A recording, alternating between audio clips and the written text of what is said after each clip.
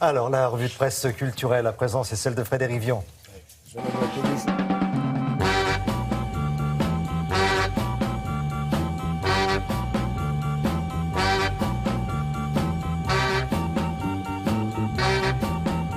Ah, Frédéric, les réseaux sociaux et encore les réseaux sociaux. Oui, des articles qui nous montrent la place incroyable prise par Internet et les réseaux sociaux. Vous apprendrez dans les Échos que Airbnb, le fameux site qui vous permet de louer votre appartement, voire de devenir plus ou moins légalement une sorte d'hôtelier si vous avez plusieurs apparts, Airbnb vaudrait désormais 30 milliards de dollars. Regardez, c'est une estimation. Alors, c'est la somme que vous auriez à débourser, Thierry, si vous vouliez acheter ce site Internet à ses créateurs. C'est une estimation.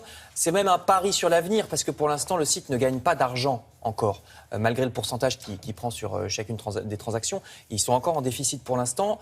Sans compter que plusieurs endroits, comme par exemple l'État de New York, veulent interdire Airbnb parce que ça fait trop monter les prix de l'immobilier, vous savez. Il y a Berlin aussi qui en parle. Donc vous trouverez ça dans les Échos ou dans le Figaro. Et Airbnb n'est pas le seul site Internet qui est l'objet de ce genre de frénésie financière, puisque je vais évidemment vous parler de la mode inévitable du moment, Pokémon Go, le jeu de chasse aux bestioles Pokémon. Lui, par contre, alors là, c'est une certitude, c'est pas du virtuel.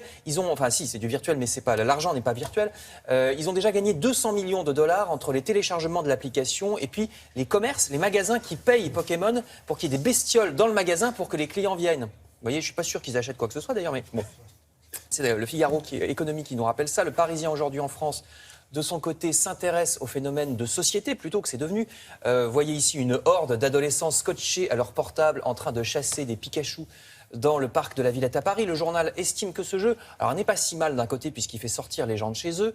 Par contre, ce qui est ennuyeux, c'est que c'est tout le temps et n'importe où. C'est un véritable médicament contre le réel, dit le journal. Il y a désormais des gens qui interrompent un dîner au restaurant parce qu'il y a un Pokémon à attraper dans les toilettes.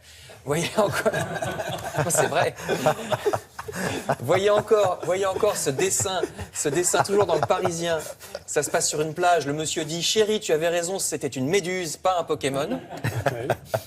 La virtualisation de notre société va même très très loin, puisque le Figaro nous apprend que désormais, étant donné que même les cartes grises des voitures s'obtiennent via des logiciels, eh ben, les voleurs de voitures arrivent de manière tout à fait virtuelle à pirater le système pour obtenir là de manière très concrète des vraies cartes grises parfaitement légales à des voitures volées. Vous voyez, et c'est aussi en piratant d'ailleurs de manière virtuelle les logiciels des antivols que les truands arrivent à voler les voitures, puisque maintenant les antivols sont électroniques. Donc victoire totale du virtuel sur le réel, en tout cas pour l'instant.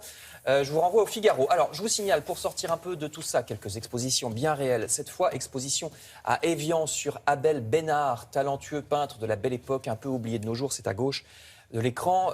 Mais ça vaut vraiment le détour, nous dit le Figaro. Exposition au Palais Lumière d'Évian jusqu'au 2 octobre. Un autre peintre, cette fois dans le Parisien, c'est ce que vous voyez à droite, c'est Renoir. Mais là, c'est pas une exposition, c'est une bande dessinée sur la vie de Renoir et de ses amis Aristide Bruand ou Suzanne Valadon. Bande dessinée qui sort aux éditions Glénat, si vous voulez intéresser un de vos amis ou vos enfants à ce peintre. Enfin, je termine également par quelque chose de bien réel.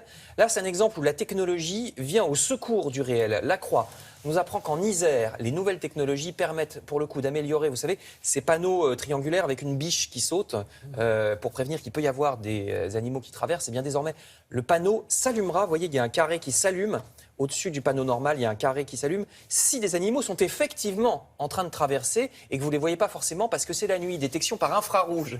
Oui, c'est ça, on ne les prend pas en photo. C'est pas un selfie. Hein. Non, mais refaites la biche qui traverse. Oui, voilà. Elle traverse comme ça. Oui. Et comme ça, vous êtes prévenus. Voilà. Et donc, s'il y a des grenouilles, des tritons ou bien des chamois, parce que là, c'est en Isère, qui traversent, ils sont détectés par infrarouge et ça s'allume. Merci, en tout cas, merci pour cette nouvelle version du Pokémon. Occupé